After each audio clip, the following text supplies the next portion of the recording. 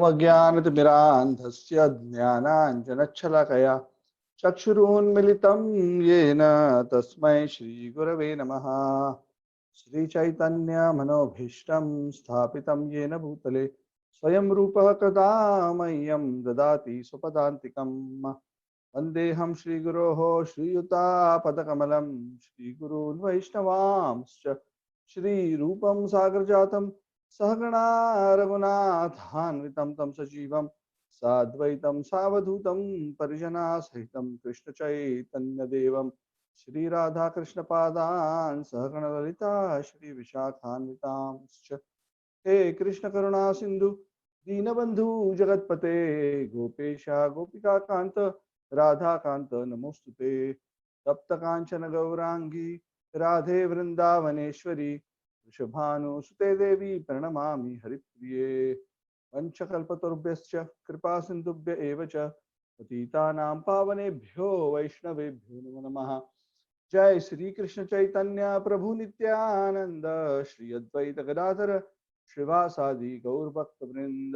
हरे कृष्ण कृष्ण कृष्ण हरे हरे, हरे राम राम राम हरे हरे। नमो ओम विष्णुपादाय कृष्ण प्रेष्ठाय भूतले श्रीमते राधानाथ स्वामी।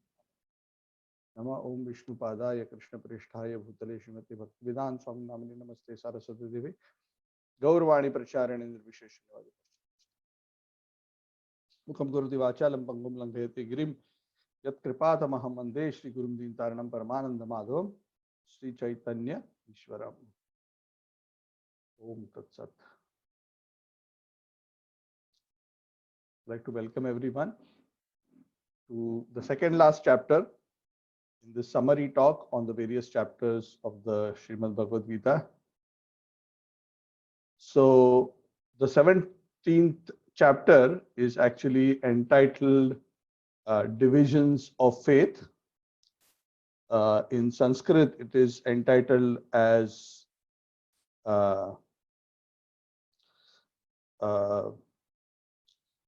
Shraddha Traya Vibhaga Yoga, the faiths based on the three gunas. So in chapter 16, the Lord had insisted that one must actually follow the instructions of scripture. If one doesn't follow the instructions of scripture, then one is lost. One cannot actually achieve either happiness or the supreme destination or even a good destination in the next life if one doesn't follow the instructions of the scriptures. He says that make the instructions of scripture as your guide in terms of what is to be done and what is not to be done. Tasmat Shastra Pramanante Karya Karya Vyavasthitau. So the Lord was very, very clear. And he also very emphatically said that those who follow these teachings according to my instructions, they are divine. With the right understanding and the right process, they are divine. And those who are faithless in what I have explained are considered to be demoniac. Now, Arjuna, at the beginning of this chapter, starts with a very interesting question. And this question is relevant very, very, very much to most of the world today. That's a very beautiful question. So Arjuna, after having heard this, he heard the definition of the divine, he heard the definition of the faithless.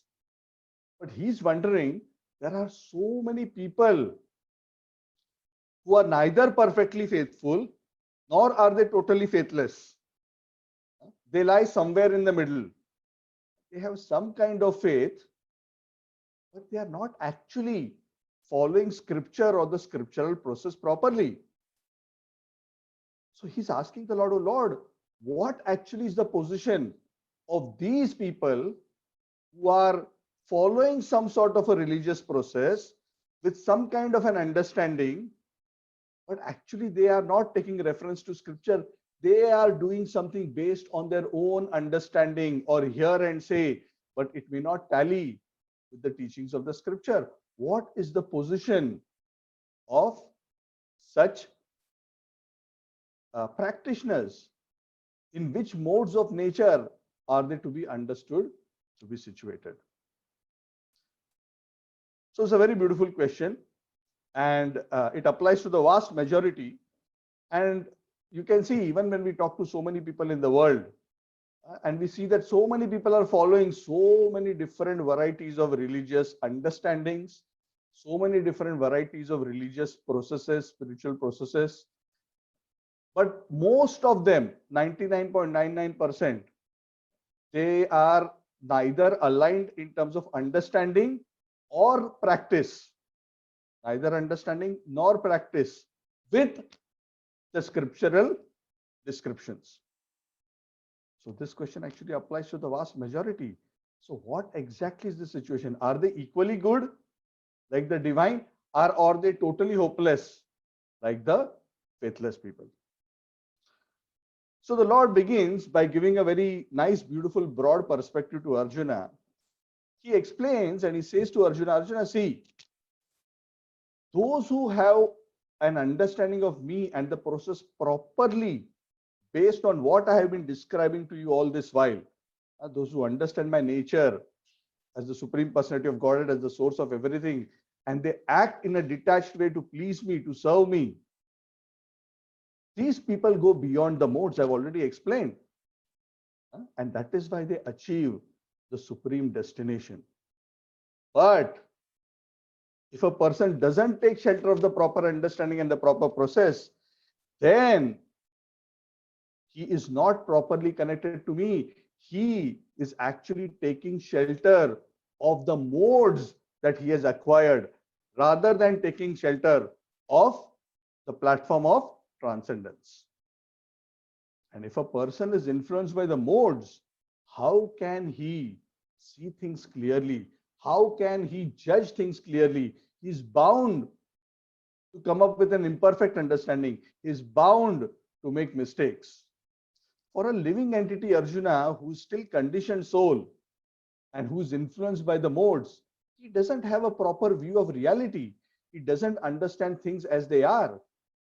It is as if his eyes are covered with the lens of the modes. Depending on the modes he has acquired, he has a colored lens on his eyes similarly. And he sees the whole world based on the color of the lens that he has. So if he has a blue colored lens, he's going to see everything blue. And he's going to interpret everything like that. So Arjuna, those who are tainted by the modes and come to an analysis and conclusion based on the mode rather than taking shelter of my pure and supreme instructions and guidance, they will surely misunderstand and misinterpret, and their understanding and practice is definitely going to be faulty. And such faulty behavior also gets classified into the three modes based on the modes that those practitioners have. If they have sattvic modes, their imperfect practice falls into the sattva category, or it may fall into the rajogun category, or it may fall into the tamogun category. Do not think that any kind of practice of any type will give a person the same final result. No. You cannot expect to sow a different kind of seed and expect the same fruit. If you want mango, you must sow the seed of mango. You cannot sow papaya and then expect that mango will come out. It doesn't work like that. And that is why it is very important, I told you in the previous chapter, because the living entities are conditioned, they should not rely on their judgment and analysis, because they are themselves in illusion and influenced by the modes. They do not have a full view of reality and the perfect path. For example, even the faith, Arjun, that people have is based on the modes that they have. If they have not developed spiritual faith based on what I have explained in the Bhagavad Gita, then the tendency of such people is that those who are in goodness, they typically tend to worship some devatas for their material benefits. Those who are very passionate in Rajoguna, they are so impatient that they don't even want to worship the devatas. They are eager to chase and worship powerful men in this world to get their material goals fulfilled quickly. This kind of a mentality is considered demoniac. And those who are in tamogun, the nature of their faith is such that they enjoy worshipping ghosts and spirits rather than worshipping divine beings. So this is how it works, Arjuna. One's faith also is on the basis of one's modes. And why they do this? Because some people are just so lazy to study, understand, and practice scripture based on how the scripture describes the process, or they think it is so troublesome.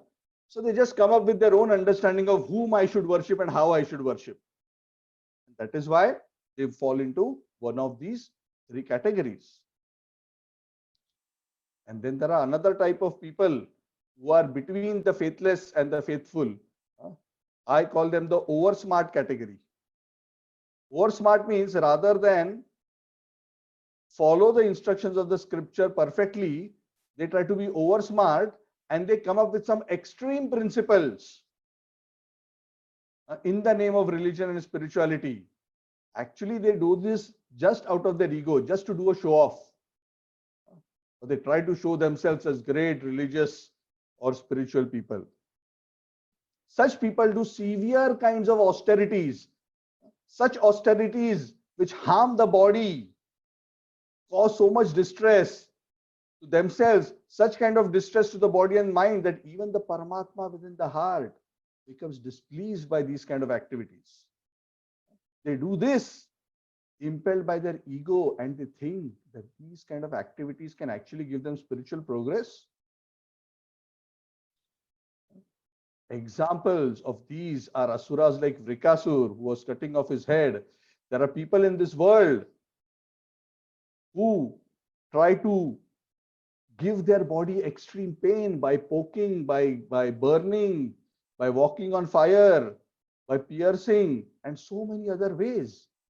Where in the scriptures these kind of austerities have been recommended? So these kind of extreme steps which are hurtful are not actually conducive to spiritual advancement. I consider these as demoniac mentality. So Arjuna, just like faith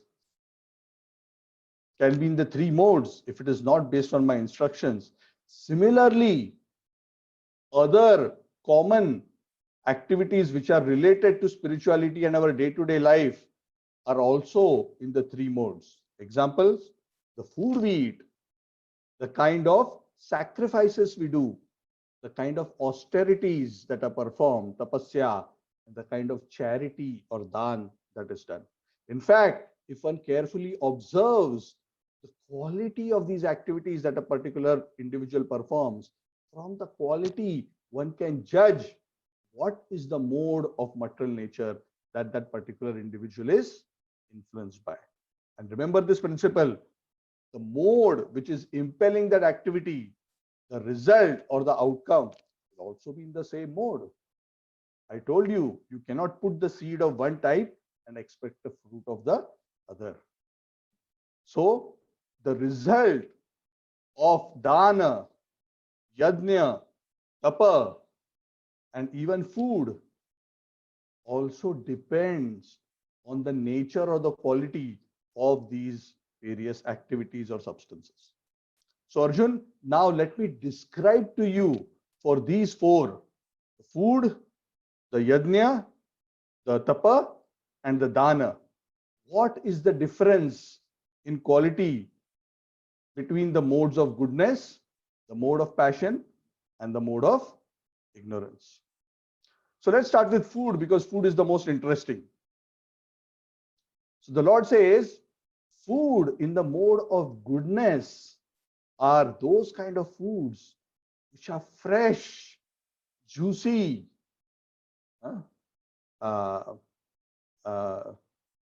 fattening, wholesome, and which are very pleasing. Your fattening doesn't mean those which make one plump, not in that sense, uh, but which have nourishment. So essentially, the Lord is saying fresh, nourishing, wholesome, and they are pleasing. Such kind of food, they are pleasing to the body and the mind. They increase the duration of one's life, and they help to purify one's existence by enabling a healthy body and mind. They give strength, health, happiness, and satisfaction. If you have eaten sattvic food, after you eat, you will feel, feeling so nice, physically and mentally. But food in the mode of passion, Rajoguna, has a different result. These are foods, Arjuna, which are extreme in their tastes. Typically, food which is too spicy, too salty, extremely hot, too bitter, too sour. These kind of extreme tastes are in the mode of Rajoguna. Food which is in this mode causes one distress while eating, because these extreme tastes, even though they give some pleasure, they are also, in a sense, causing inconvenience. Like some people love to eat chilies, even though it is burning and so hot. Then the other result of mode of Rajoguna is the food causes them misery, especially after they have finished eating.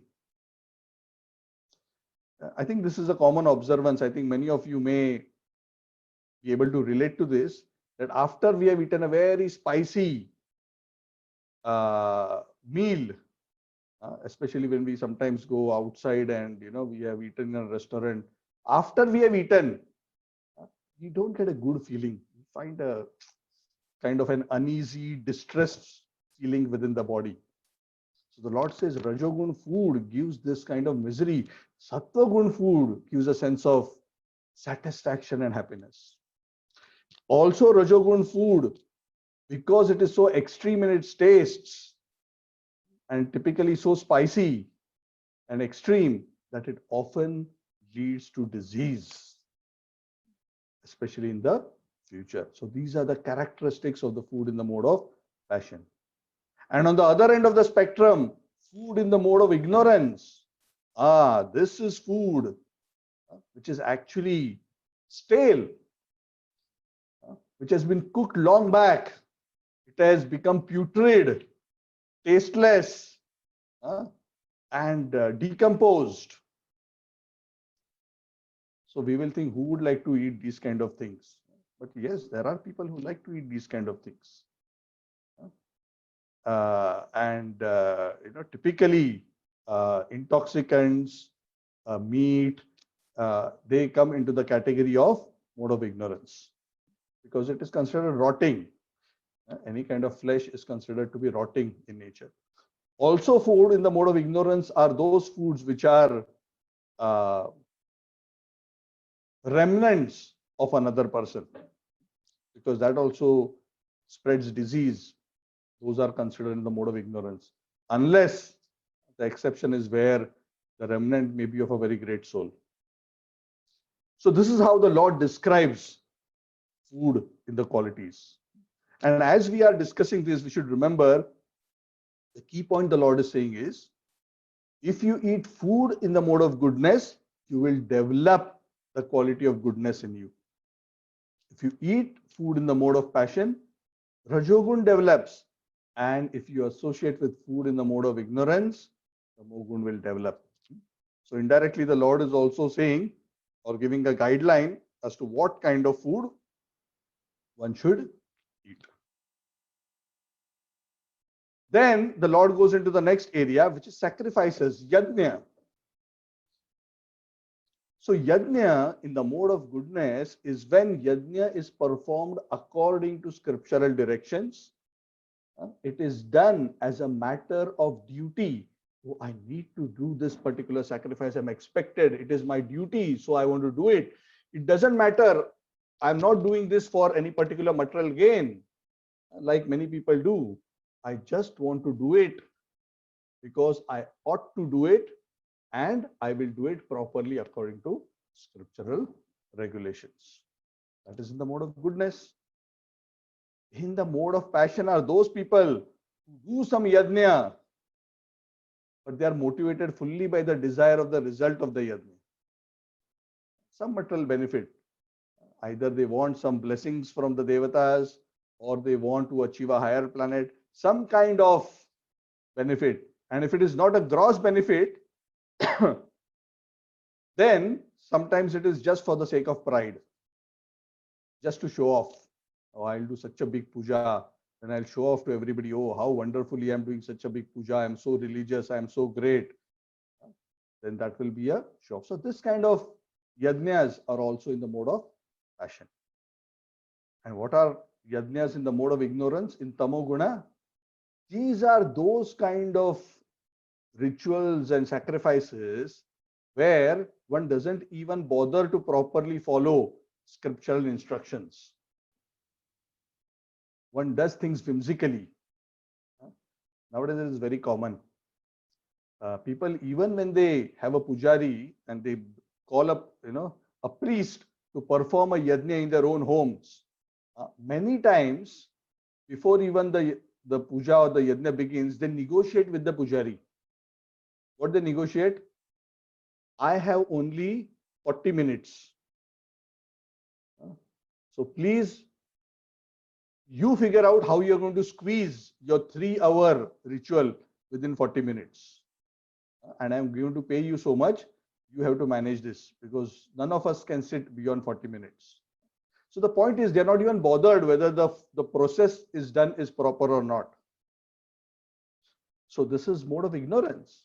Sometimes it is done without chanting the proper prayers, without giving proper dakshina to the priests, even without faith. Sometimes people don't even have faith. They are just doing it because it is the social custom to do. It is the fashion to do. They want to do because they want to impress others. Sometimes that is the mentality. And there is no kind of faith. And this is very, very common. I have been through situations where many people, even the host, or sometimes even worse, even the priest himself is saying, I don't think this works. So what can you expect as a result out of this kind of yajna?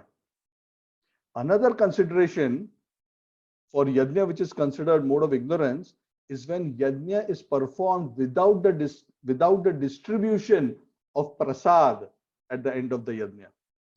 The scriptures say any puja should have proper mantras or the holy name of the Lord chanted, and they should also include at the end of the yajna distribution of prasad of the Lord.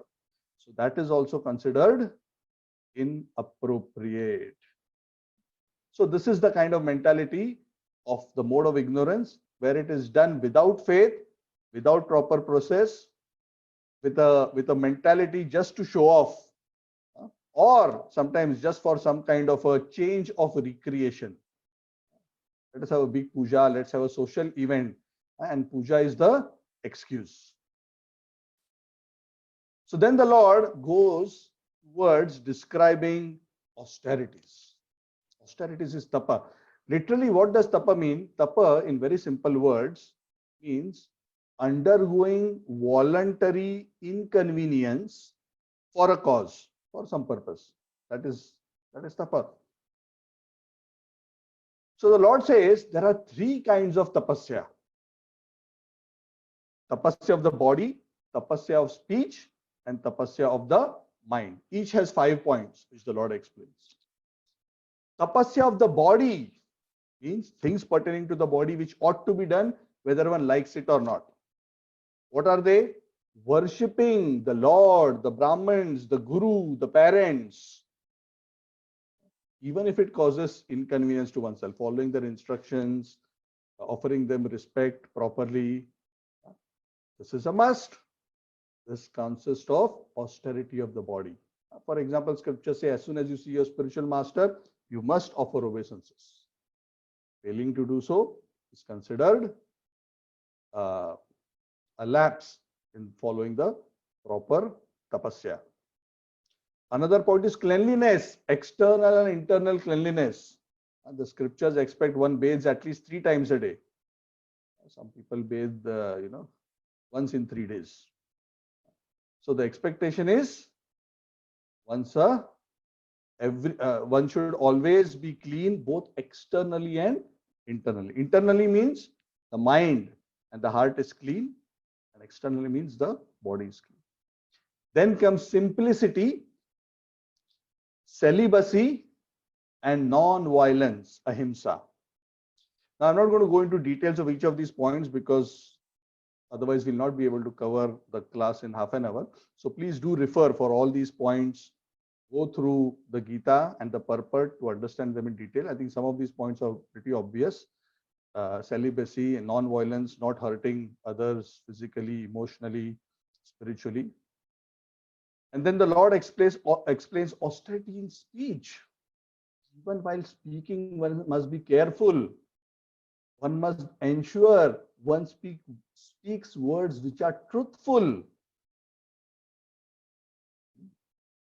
Even when it is not convenient, one must speak in a way that is pleasing. Which means just because we are right doesn't mean we become harsh. One must speak things which are beneficial. Yesterday we were talking about fault finding. Here the Lord is saying austerity of speech means speak beneficial things. Don't just simply criticize. Speak things which are good and helping in a pleasing way. Don't agitate the minds of others. Don't go to correct where you have no business correcting. Austerity of speech also includes reciting and chanting the Vedas, the verses from the scripture, the Lord's holy name. This is also austerity of speech. So all these things are considered austerities of speech. And what comprises austerity of the mind? Being grave. Grave is the opposite of being frivolous. I think you get the idea. I'll not spend more time there. So don't be frivolous, be grave, be satisfied, austerity of the mind. Don't always be hankering for different things. Have a simple mind. Be self-controlled. And always your mind should be working towards the purification of your consciousness. These are all austerities of the mind. So the Lord basically explains the 3 kinds of austerities, and then he goes on to explain austerities in the 3 modes.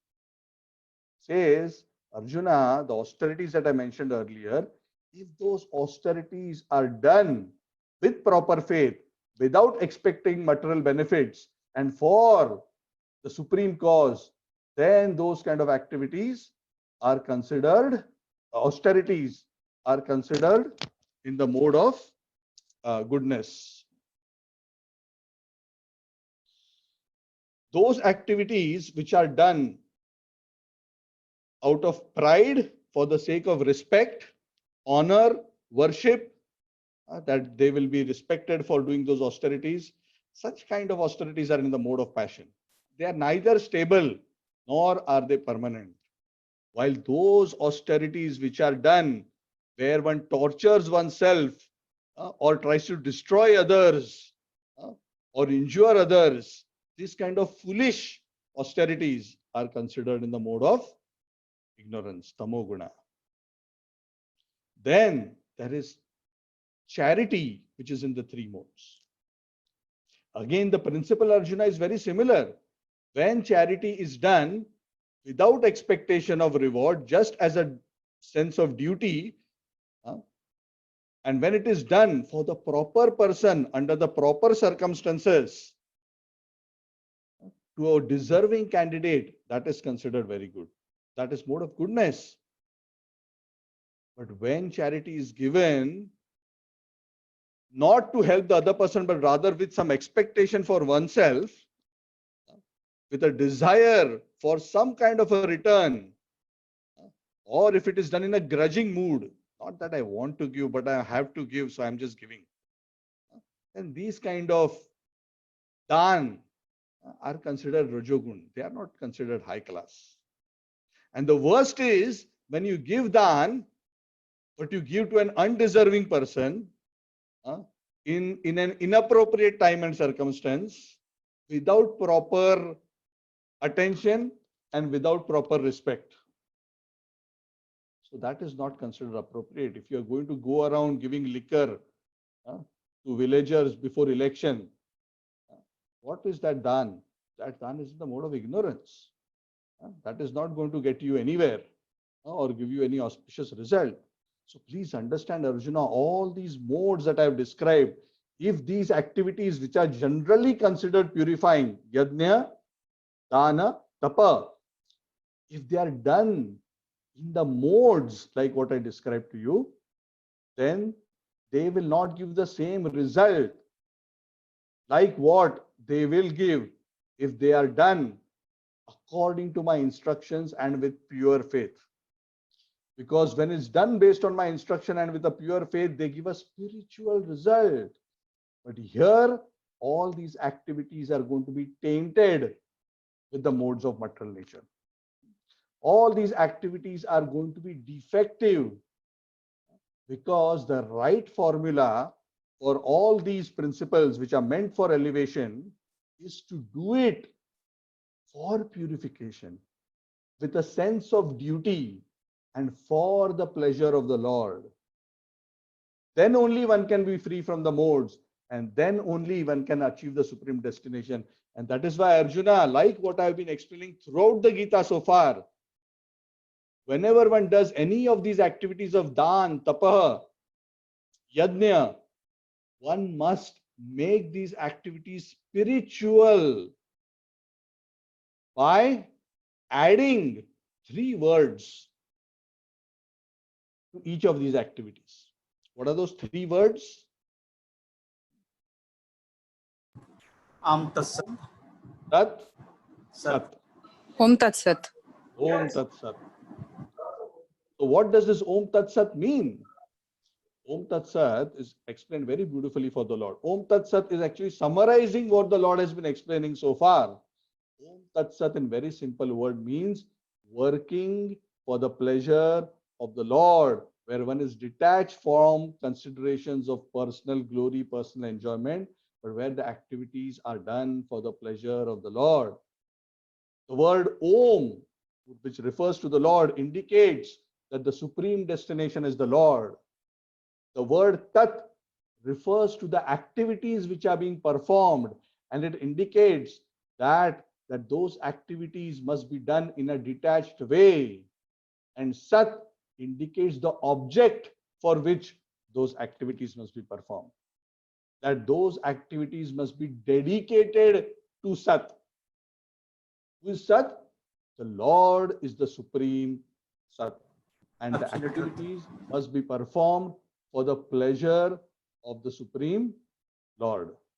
Om Tat Sat. So when activities are performed like this, then the activities assume their original spiritual nature, and they have the potency to take the devotee back to the spiritual world. Understand, Arjuna? The soul is also Sat. The Lord is also Sat. And activities which are performed for the purpose of pleasing the Lord are also in nature Sat, because they are also spiritual in nature. I've already explained to you in the 4th chapter, Brahmarpanam Brahmavir Brahmagno Brahmana Hutam Brahmaiva Tena Gantavyam Brahma Karma Samadhina. That when the process of offering of the yajna is done for the Supreme Lord, then that process of offering also becomes spiritual. The soul is spiritual, the Lord is spiritual, and the offering also becomes spiritual. Everything becomes of the nature of Brahman, which is essentially spiritual in nature. So this is the formula, Om Tat Sat. Ensure that whatever activities you do it with this consciousness. This is not just about saying Om Tat Sat. Of course, one can say also, but the point is about developing that consciousness. Oh Lord, I am doing this for you, for your pleasure. The Lord already described in the 8th chapter, Tasmat Sarveshu Kaleshu Mam Anusmara Yudhyacha Mayyarpita Mano Buddhir Mame Vaishyati. Essentially, the Lord is saying the same thing. Think of me and do for me with your mind and intelligence offered to me, you will come to me without fail. So Arjuna, this is the understanding. Do not be deviated by the modes and come up with some concocted process of worship or concocted understanding. It will not give you the same result.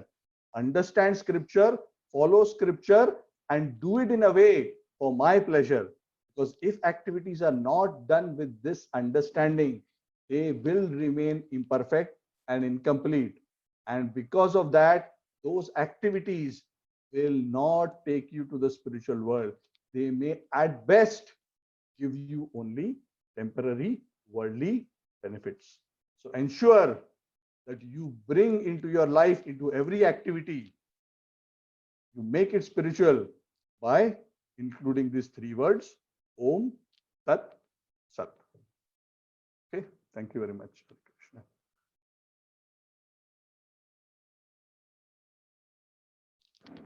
Any questions? Actually, there's so much to discuss in this chapter, but I had to go through fast. So please read the purport and the explanation is very beautiful because the description of the modes is very attractive and very interesting.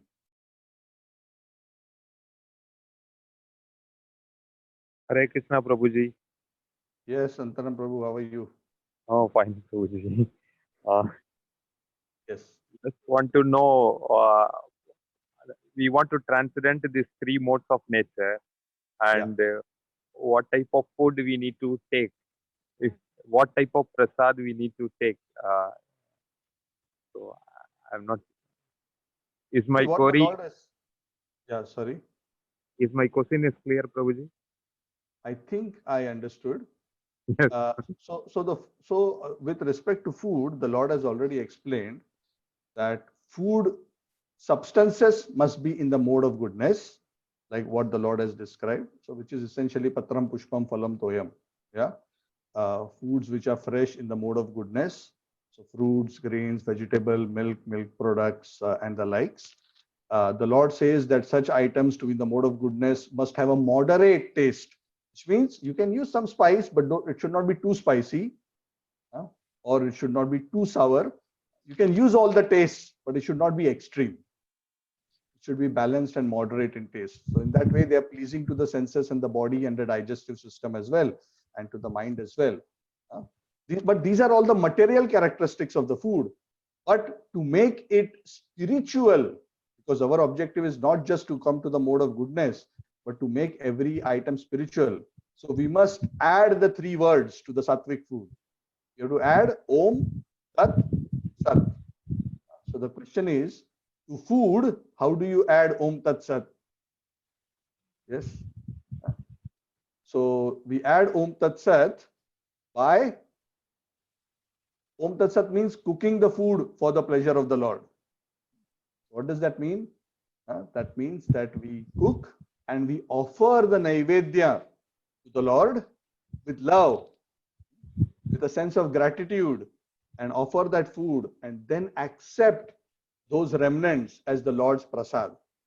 In that way, the food doesn't just become mode of goodness, it becomes spiritual.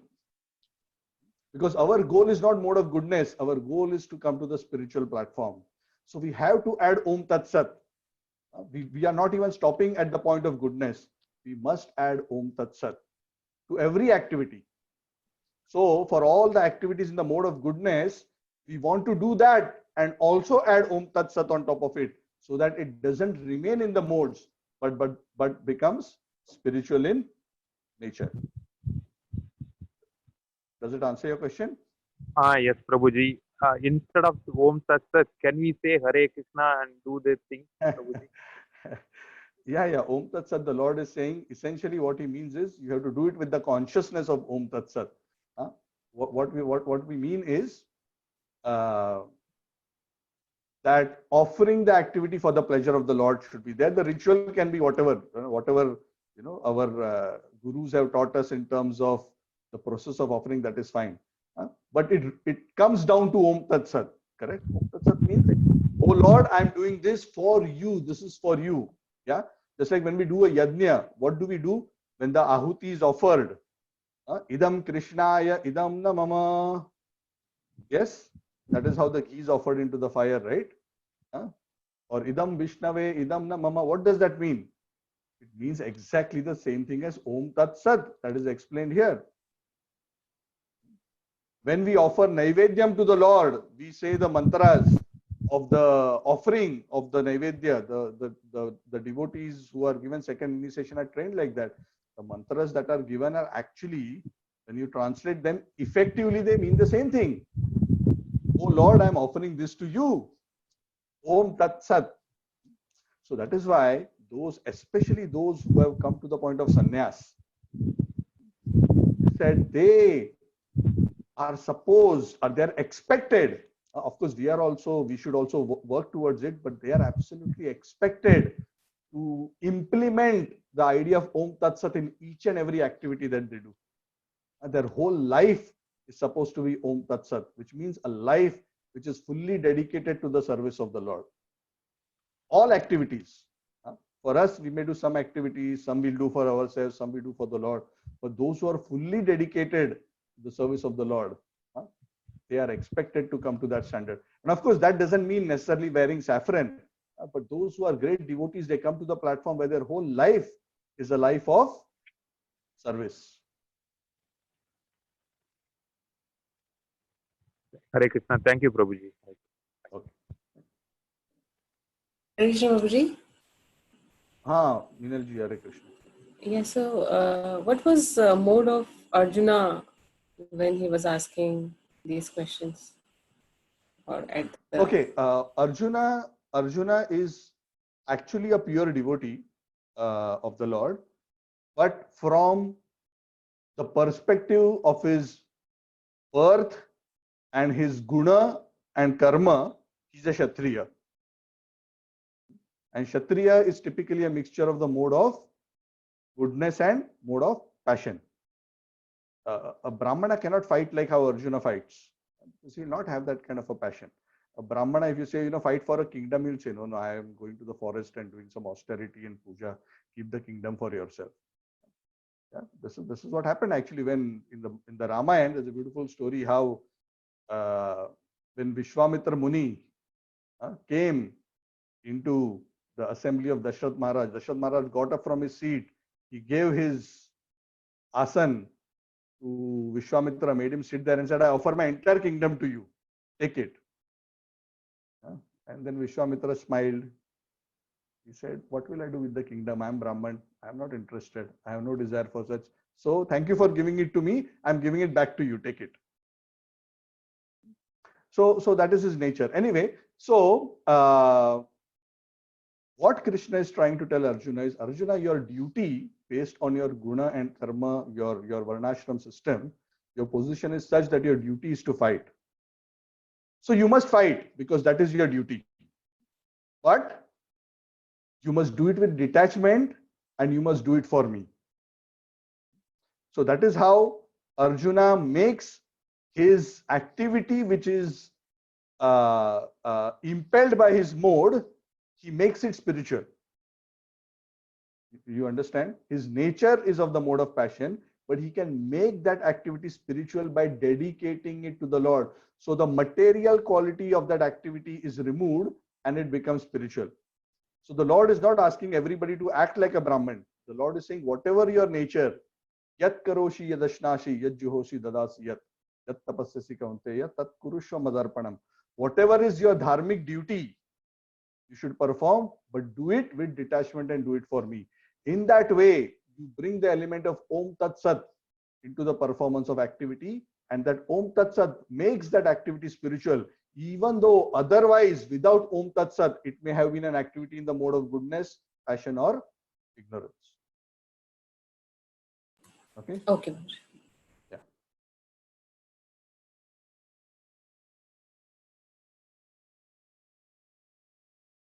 Okay, thank you all very much. So if there's no other question, so tomorrow will be the last chapter, 18th chapter. So we'll conclude tomorrow. And my intention, just let me know, I intend maybe after 18th chapter, maybe one session, or we'll see how it goes, to discuss about the practical implementation of what we have learned. We will summarize some of the key instructions of the Bhagavad Gita across the 18 chapters and see what it means in terms of practically implementing in our lives. You think it's a good idea? Depending on your demand. Yes, Prabhuji. Yes, It's a good Prabhuji. idea. Yes, Yeah. Prabhuji. Okay. So then we'll open up for questions across the Bhagavad Gita also. So any questions, anything, any practical implementation, anything. So I will speak, then we can discuss, and then we can have questions. So then based on how many questions you have, we can go on discussing. Yeah, so, Okay, sure. Thank Make you. that session is 1 hour, Prabhuji. I think half an hour is not enough. yeah. So I'll speak for half an hour, and then question answers depends on your appetite. Yeah, thanks. So let's see. I don't think we'll be able to cover everything in one day. We may need to, but let's see. It is an on-demand thing. We are not going to push anybody. Those who want to stay for a shorter period can excuse themselves as well. Okay. So this is very beautiful. I like this chapter very much because the Lord actually gives a very practical answer about the reality of today's world, which is people who are neither with perfect faith nor are they totally faithless, but they are somewhere in the middle, and they are performing various religious systems and processes of dan, tapa, and yajna with imperfect understanding and with different half-baked methods. So the Lord very beautifully explains that their result will also going to be half-baked and material. So it's very nice. Taking photographs and posting in Facebooks nowadays by doing some dana. They're taking some photographs and posting on Facebooks, saying that I'm doing something great, something like that. Shook up like that. So what about that? What I'm saying is nowadays the people. I understood what you said about that activity, but what is your comment about that activity, posting on Facebook? It's kind of, I mean, they're doing something, showing up like that. Okay. So what mode of nature is that? It's a passion, in the mode of passion. Yeah. So whenever an activity is motivated by showing off, it is in the Rajogun. When it is motivated by desire for gain, when it is motivated by pride, it is motivated by a desire for respect and adoration, that is considered Rajogun. Good. Nice example. Okay. Fine. So thank you all very much. We will end here, and we will do the last chapter tomorrow.